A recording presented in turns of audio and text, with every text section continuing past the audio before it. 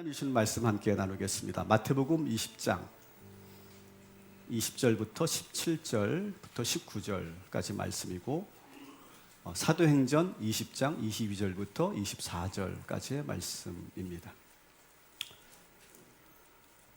오늘부터 이제 사순절 5번째 주일이 시작이 됩니다. 이제 결전의 날이 얼마 남지 않았습니다. 그리고 운명의 날이 점점 다가오고 있는 것이죠.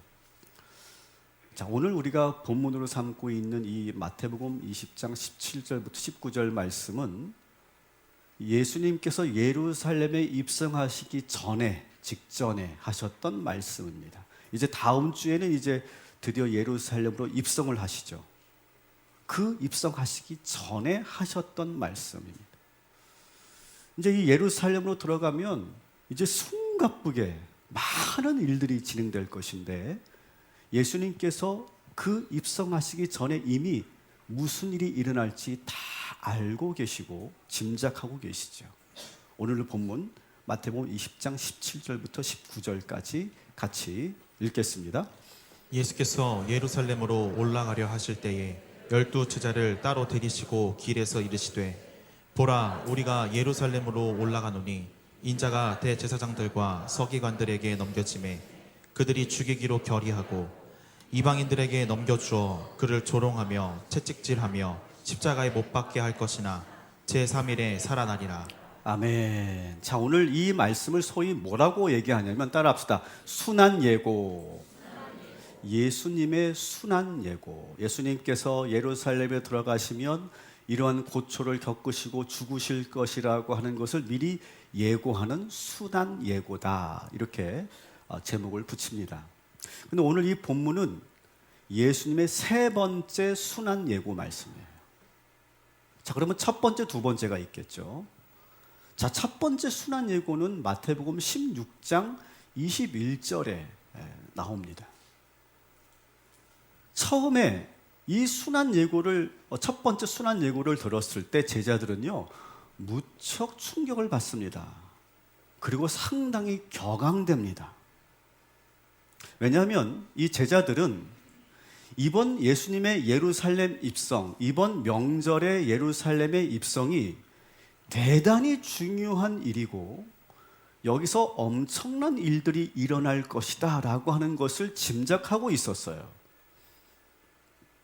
그리고 제자들은 은근히 그날을 기다리고 있어요. 예수님께서 들어가시면 많은 종교 지도자들이 예수님을 영적 지도자로서 인정하게 될 것이다. 그러면 그 존경하는 영적 지도자의 제자들이니까 자기들도 상당 부분 영향력을 갖게 될 것이다. 그런 기대를 하는 제자들도 있었고 또 어떤 제자들은 이번에 예루살렘에 입성하시면 많은 그런 군중들이 예수님에 대해서 알고 있고 예수님을 왕으로 세우려고 하는 움직임이 있다는 것을 알고 있기 때문에 어쩌면 내가 섬기는 예수님이 왕이 될 수도 있겠다라고 하는 그러한 기대를 하는 제자들도 있었습니다. 특별히 이 가룟 유다와 시몬 같은 제자는요 더 구체적인 꿈을 꾸고 있었는데 이 두 사람은 소위 열심당원이라고 불리는 그러한 단체에 소속돼 있다가 예수님의 제자가 된 사람들입니다. 이 열심당원은 소위 젤롯이라고 불리는 그런 단체인데 1세기 유대에서 활동한 아주 극단적인 민족주의자들입니다. 그래서 그들은 항상 가슴에 칼을 품고 다니는 사람들입니다. 그래서 로마 앞잡이들이나 로마 관리들, 로마 군인들을 테러를 일삼는 거기에 대한 정당성은 뭡니까? 이제 이 로마를 물리쳐서 이 민족을 해방해야 된다라고 하는 그런 아주 극단적인 그런 역할을 했던 단체에 소속돼 있었던 사람들이 바로 이 가룟 유다와 시몬이었다라고 하는 거예요. 특히 가룟 유다는 그런 꿈을 가지고 있습니다. 지금 예수님이 예루살렘으로 들어가셔서 로마 총독의 관절을 점령하고 그 총독을 제압하고 로마 군대를 쫓아내서 이스라엘의 해방을 이루실 분이 우리 예수님이시다. 그런 아주 구체적인 그러한 구상을 하고 있었어요. 그러니까 제자들이 다 각자가 생각은 달랐지만 이번 예루살렘 입성이 상당히 중요한 그러한 분기점이 될 것이다 라고 하는 그런 기대감을 가지고 잔뜩 그 기대감에 부풀어 올라 있었어요. 그런데 예수님이 지금 이상한 말씀을 하시는 거예요. 자, 첫 번째 순환 예고를 한번 보겠습니다. 16장 21절 같이 읽습니다. 이때로부터 예수 그리스도께서 자기가 예루살렘에 올라가 장로들과 대제사장들과 서기관들에게 많은 고난을 받고 죽임을 당하고 제3일에 살아나야 할 것을 제자들에게 비로소 나타내시니. 아니 지금 이 예루살렘 입성하시기 전에 지금 세력을 규합하고 그리고 들어가서 빨리 그 총독부를 쳐들어가서 총독을 끌어내리고 그리고 이스라엘의 여러 분부왕들 있잖아요. 분부왕들을 다 소집시켜서 그 왕들이 예수님 당신을 왕으로 추대하게 만들고 그리고 지금 전쟁을 로마와 싸울 전쟁을 준비해야 되는데 예수님이 지금 이상한 소리를 하고 계시는 거예요. 나약한 소리를 하고 계시는 겁니다. 제자들은 지금 너무 답답한 거죠. 그래서 이 제자들을 대표해서 베드로가 예수님에게 소리를 치며 항면하는 장면이 22절에 나오고 있습니다. 22절 같이 읽습니다. 베드로가 예수를 붙들고 항변하여 이르되 주여 그리 마옵소서 이 일이 결코 주께 미치지 아니하리이다. 아멘. 여러분 이게 글로 읽으니까 그게 여러분 그 느낌이 잘 오지 않지만 한번 여러분 이것을 연극으로 본다고 생각해 보세요. 아마 이랬을 거예요. 예수님을 딱 잡고 예수님 무슨 말씀하시는 거예요 지금? 아니 지금 뭐라고 하시는 거예요 지금? 정말 예수님 그런 일이 절대 일어나지 않을 겁니다. 이렇게 지금 하고 있는 거예요. 저 연기 잘하죠. 저 그러는 거예요 지금. 지금 분위기가 상당히 심각해져 있습니다. 제자들이 지금 큰 충격에 빠진 거예요. 베드로만 이런 게 아니고 베드로는 대표해서 제자들의 분위기를 전달하고 있는 거예요 지금. 자, 그런데 예수님도 만만치 않아요 지금. 예수님의 23절 말씀 같이 읽겠습니다. 예수께서 돌이키시며 베드로에게 이르시되 사탄아 내 뒤로 물러가라. 너는 나를 넘어지게 하는 자로다. 내가 하나님의 일을 생각하지 아니하고 도리어 사람의 일을 생각하는도다 하시고.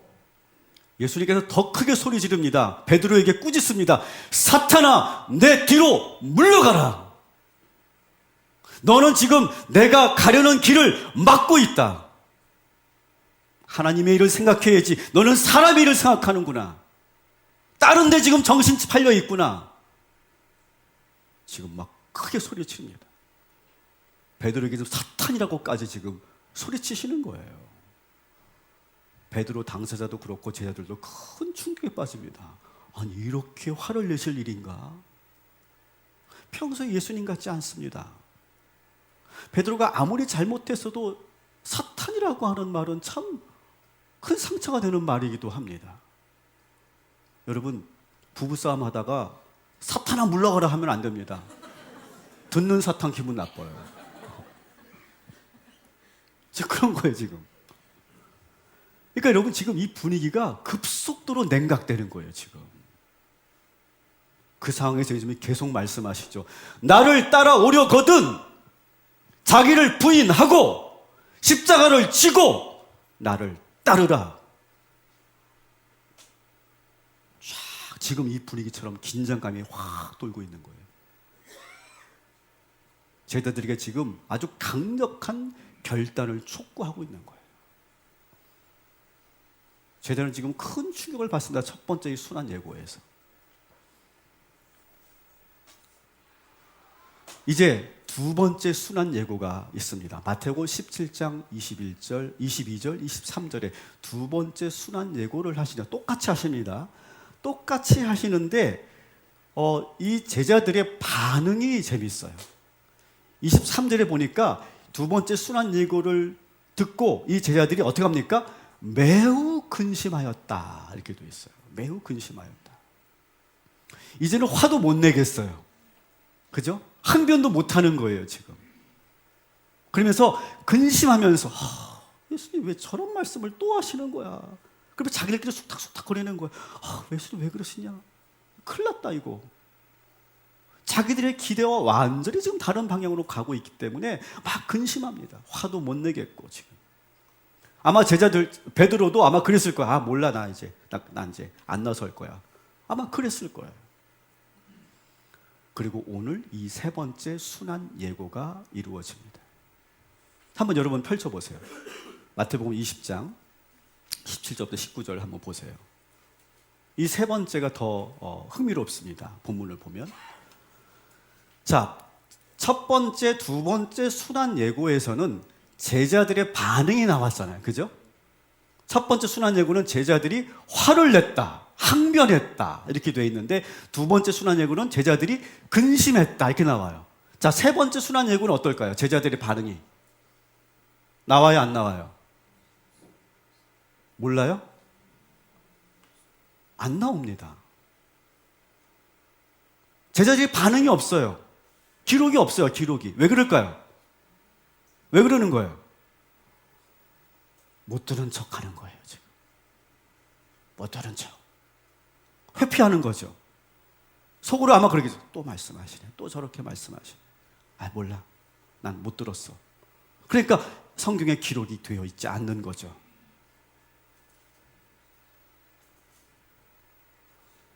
그냥 정적이 흐르고 있습니다. 이 세 번째 순환 예고에서. 그렇지만 제자들의 마음은 상당히 지금 혼란스럽습니다. 그리고 많은 성서학자들이 왜 가룟 유다가 예수님을 배반했고 왜 예수님을 팔아 넘겨야 했느냐 여기에 대해서 많은 글들을 씁니다. 근데 제가 보기에 가룟 유다가 결정적으로 예수님을 배반하게 된 동기가 바로 여기에 있다고 생각이 들어요. 가룟 유다는 아까 말씀드린 것처럼 부푼 그런 기대를 가지고 있었습니다.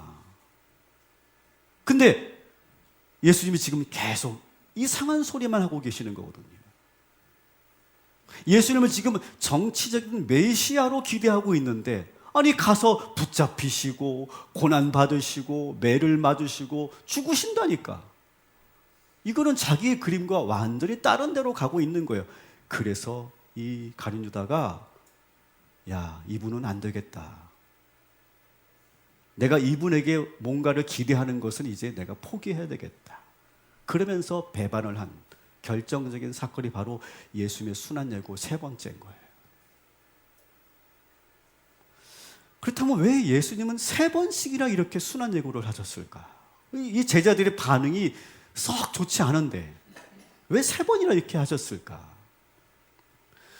제자들의 의도를 너무 잘 알고 있었기 때문에 그렇습니다.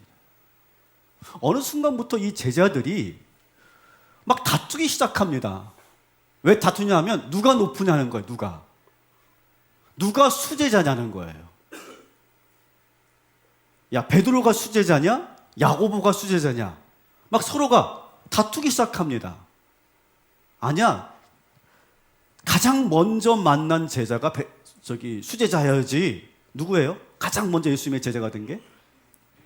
누구예요? 누구냐고요? 안드레, 요한복음에 보면. 안드레가 먼저 예수님을 만나고 제자가 되고 형 베드로를 데리고 오는 장면이 나옵니다. 안드레가 수제자가 돼야지. 막 그렇게 서로가 어느 순간부터 다투기 시작해요. 그러면서 야, 예루살렘에 들어가면 누가 오른편에 누가 왼편에 있을 거냐. 막 그거 가지고 싸우는 겁니다. 근데 더 과관인 것은 야고보와 요한의 어머니가 갑자기 또 등장해가지고 막 치맛바람을 일으킵니다. 선생님, 주님이 입성하실 때 우리 아들들이 오른편 왼편에 있게 해주십시오. 그 말을 듣고 막 제자들이 막 분개하는 장면이 나오잖아요. 왜 이런 일이 일어났냐고요? 왜? 어느 순간부터 야, 예수님이 지금 큰 일을 준비하고 계시고 예수님이 어쩌면 왕이 될 수 있는데 내가 그 우편에 왼편에 이건 정말 출세하는 거잖아요. 그 갈릴리의 어부 출신들이 지금 어쩌면 이 나라의 2인자가 되고 3인자가 되고 그리고 가장 근접해서 모시는 제자 그룹이 되는 거기 때문에 엄청난 지금 기대를 안고 있는 거예요. 그러니까 예수님의 제자들도 역시 유대인들처럼 메시아를 기다리는데 어떤 메시아냐? 정치적 메시아를 기다리고 있는 거예요. 지금 정치적 메시아를. 예수님이 정치적 메시아로 오셔서 이 민족을 다시 해방시키실 것이고 저 로마 제국을 물리치고 저 총독 간조를 점령해서 진정한 우리의 왕이 되실 것이다. 그런 그림을 지금 제자들이 그리고 있는 거죠. 정치적 메시아로. 여러분 4월 10일 총선을 우리가 앞두고 저는 정말 우려가 되는 것이 우리 국민들이 너무 이 정치적 열광주의에 빠져 있는 게 아닌가 저는 그렇게 생각합니다.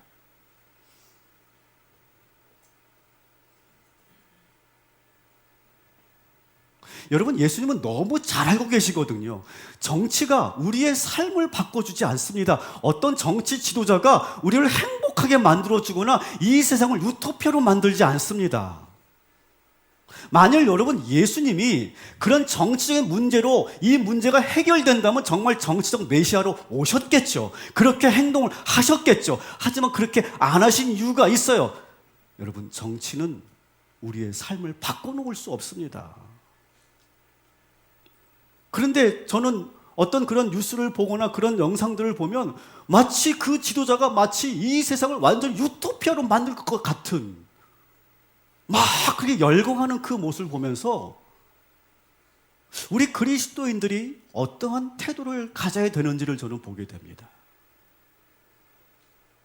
우리 그리스도인들의 정치적 태도는 뭐냐?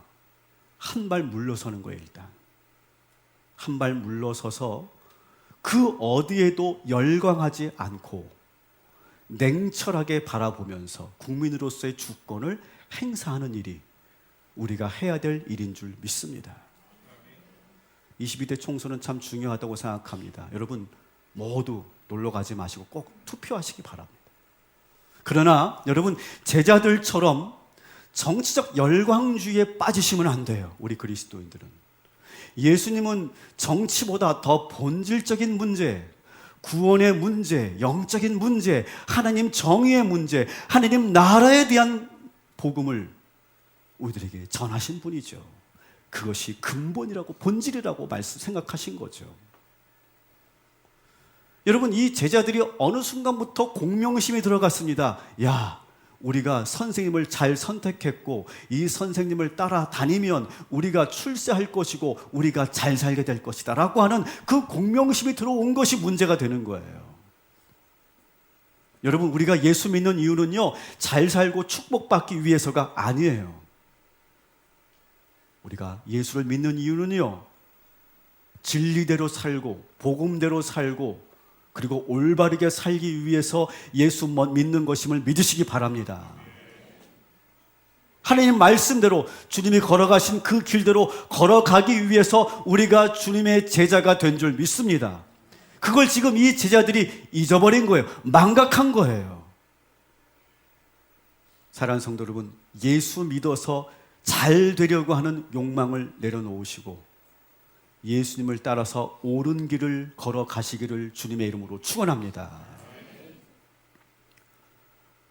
제자들에게 두 번째로 이렇게 순환 예고를 하신 이유는 뭐냐? 마음의 준비를 단단하게 하기 위해서예요.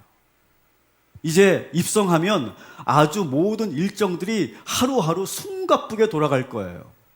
정말 정신 똑바로 차리고 그리고 마음의 준비를 단단히 하지 않으면 안 되는 거예요. 그래서 예수님께서 첫 번째 순환 예고 때 그렇게 말씀하신 거잖아요. 나를 따라오려거든 너 자신을 부인하고 십자가를 지고 나를 따라야 한다.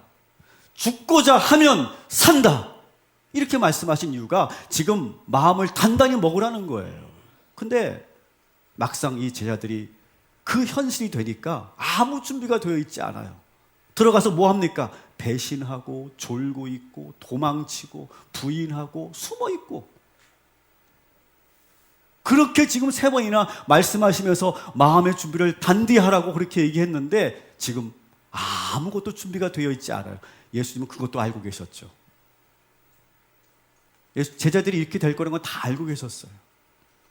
그런데 이 제자들이 시간이 한참 흐른 뒤에 예수님께서 죽으시고 부활하시고 승천하시고 자기들만 남고 난 후에, 한참이 지난 후에 알게 됩니다. 예수님이 그때 왜 우리들에게 3번씩이나 이렇게 순한 예고를 하셨는지를 그때 깨닫게 됩니다. 그러면서 그때 자기들이 어떻게 행동했는지를 그때 자기들이 알게 되고 거기서 눈물로 회개하게 됩니다. 그리고 그때 그 실패를 가슴에 새기고 이제는 어떻게 됩니까? 제자들이 다시는 도망가지 않고 주님이 걸어가신 그 십자가의 길을 모두 따라가게 되죠. 여러분, 주님이 가신 길은 십자가의 길임을 여러분 기억하시기 바랍니다. 절대로 쉬운 길이 아니에요. 만만한 길이 아닙니다. 좁은 길이고 남들이 가지 않는 길이에요.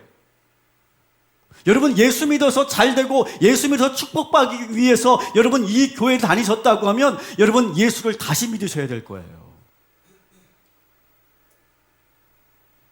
저는 오늘 이 말씀이 그런 마음으로 오셨다면, 그런 제자들처럼 어떤 그런 기대로 오셨다면 오늘 이 말씀을 듣고 근심되기를 바라고, 근심하시게 되기를 바라고 예수를 다시 믿으시기를 주님의 이름으로 축원합니다. 자, 근데 이 제자들이 처음엔 그렇게 오합지졸 같았던 이 제자들이 결국 예수님이 걸어가신 그 길을 따라가지 않습니까? 우리도 마찬가지예요. 우리도 주님이 걸어가신 그 길을 따라가게 될 줄 믿습니다. 여러분, 우리가 이렇게 생각합니다. 그러면 이게 순교하라는 건가? 죽으라는 건가? 여러분, 우리가 예수 믿으면서 순교하는 그런 시대는 다 지났어요. 적어도 우리 대한민국 안에서는요. 그렇지만 우리가 예수 믿으면서 우리가 넘어질 수도 있고, 또 우리가 연약해서 우리가 유혹에 넘어갈 수도 있어요. 또 때로는 우리가 남들처럼 살고 싶을 때도 있을 거예요. 그러나 여러분, 오늘 이 시간 결단하시기 바랍니다. 하나님이 원하시는 길, 예수님이 걸어가신 길, 좁은 길, 십자가의 길을 걸어가겠다고 결단하시기를 주님의 이름으로 축원합니다. 그게 우리가 걸어가야 될 길이다라고 하는 거예요.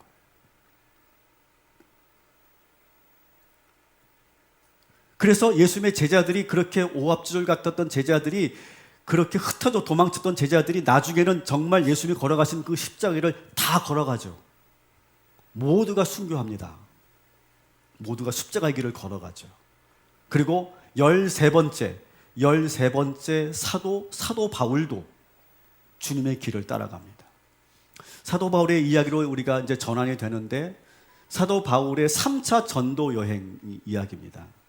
3차 전도 여행의 종착지를 예루살렘에 두고 있어요, 지금 사도 바울이. 원래는 3차 전도 여행을 하면서 목적지가 어디였냐면 로마였어요, 로마. 어디라고요? 로마로 갈 계획이었어요. 근데 유럽에 있을 때 자꾸 예루살렘 교회에 대한 소식이 들려오는 거예요. 안 좋은 소식이 들려오는 거예요.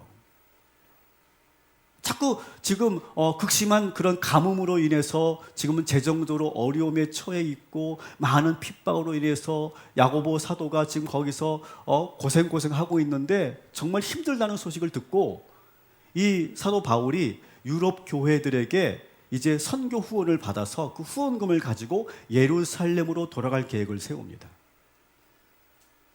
공교롭게도 예수님께서도 예루살렘으로 들어가시려고 지금 있고, 사도 바울도 지금 예루살렘으로 들어가려고 하고 있는 거예요. 근데 예루살렘으로부터 좋지 않은 소식이 계속 들려옵니다. 지금 유대인들이 벼르고 있다는 거예요. 지금 오기만 해봐라, 이 사도 바울 이놈 오기만 해봐라, 이렇게 벼르고 있다는 거예요. 왜냐하면 배신자니까, 그들의 입장에서는.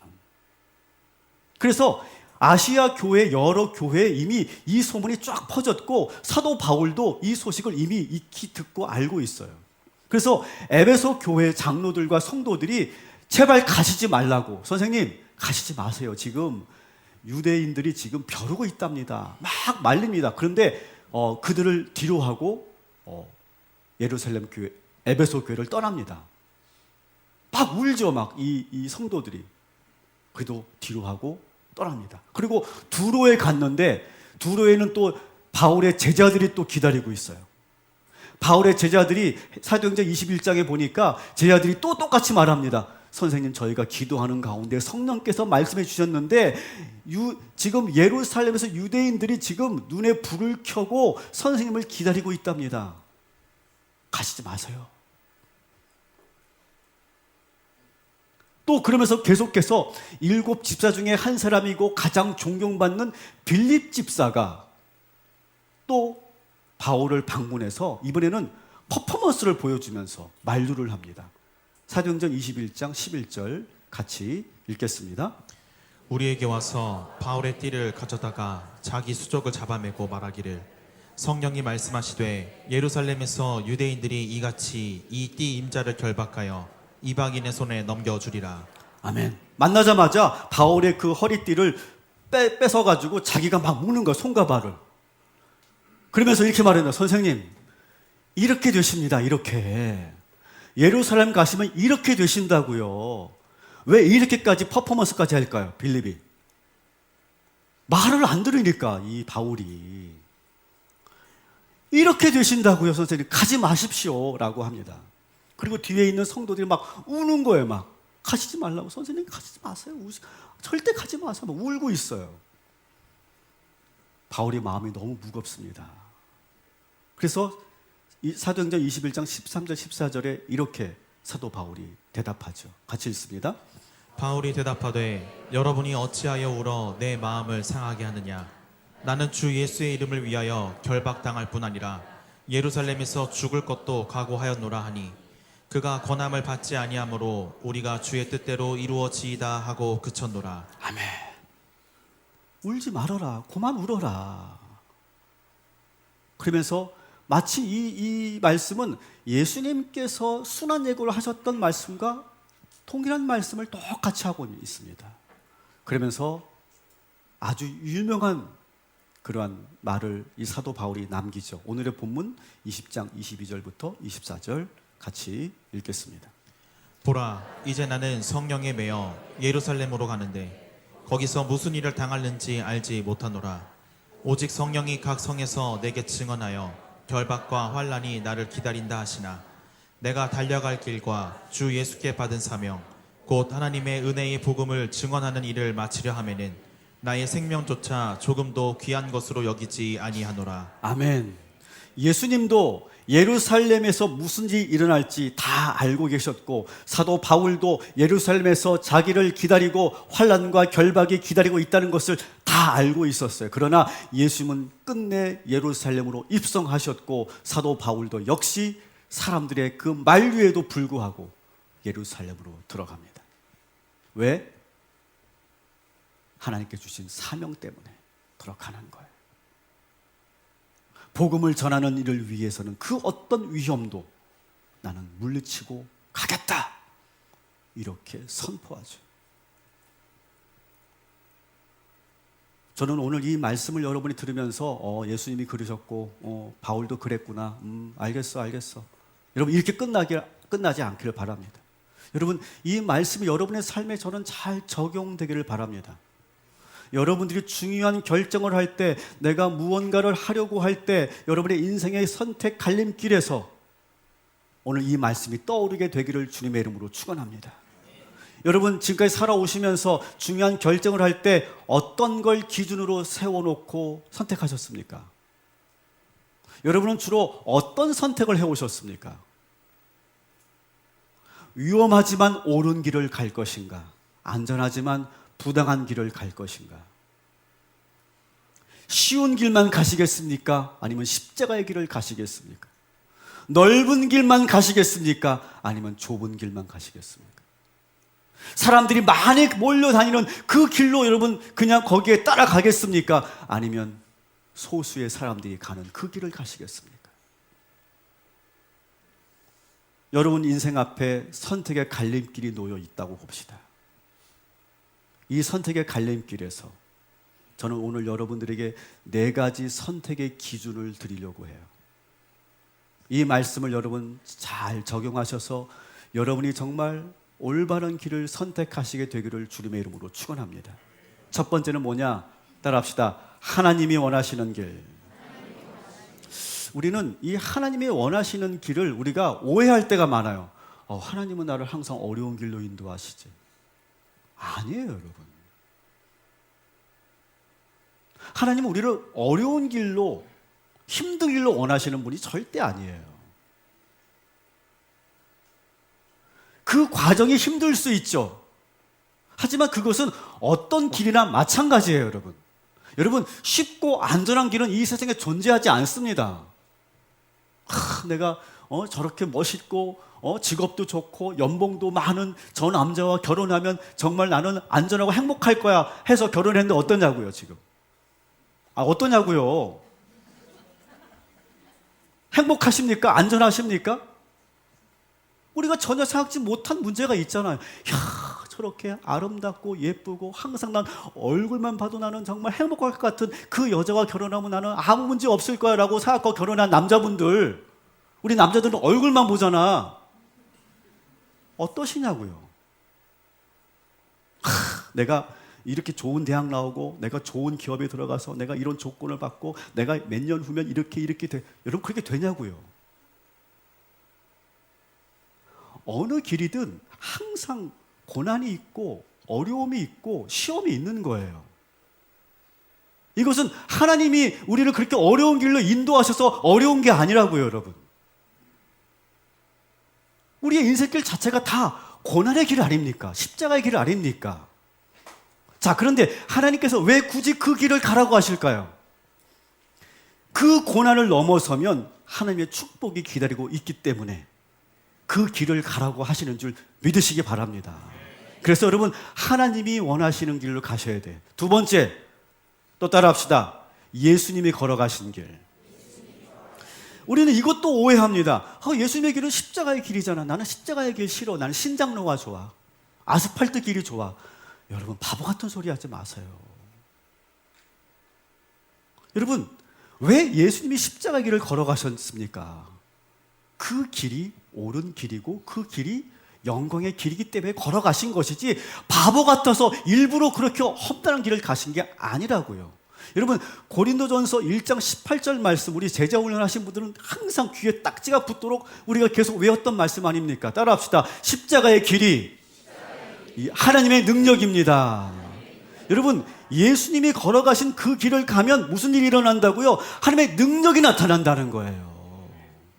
쉽고 좋은 길을 여러분 선택하는데 그 쉽고 좋은 길로 생각했던 그 길이 좋은 길도 아닐 뿐더러 거기는 하나님의 능력이 나타나지가 않아요. 그런데 우리가 십자가에 예수님이 걸어가셨던 그 길을 걸어가려고 하는 순간 그때부터 하나님의 능력이 나타나고 하나님께서 함께 하시고 하나님께서 역사하여 주시는 줄 믿습니다.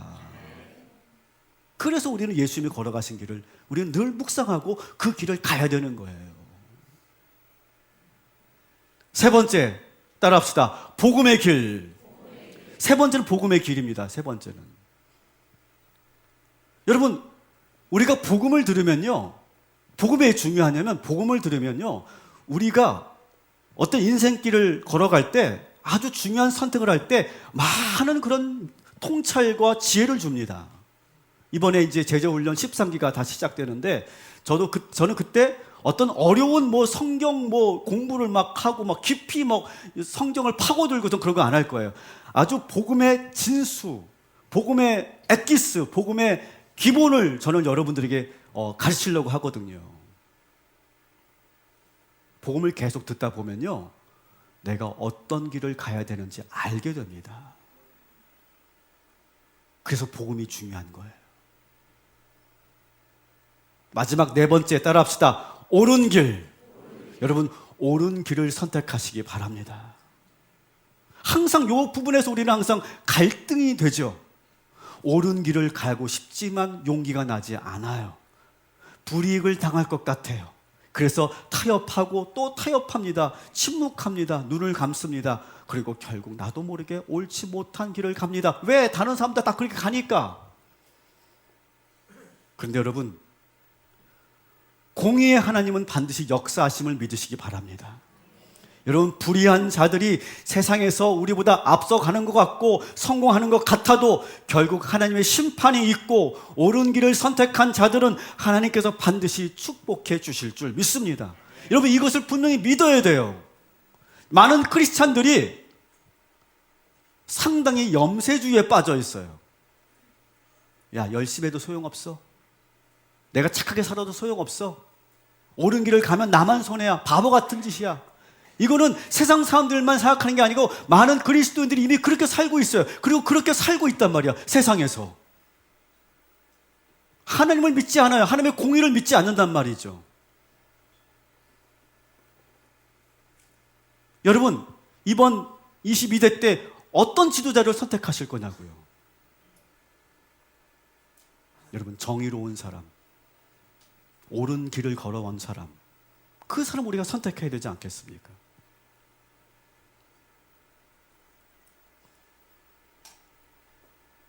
십자가의 길은 옳은 길이기 때문에 예수님이 걸어가신 거예요. 우리를 구원하시는 길은 이 길밖에 없기 때문에 그 길을 걸어가신 거죠.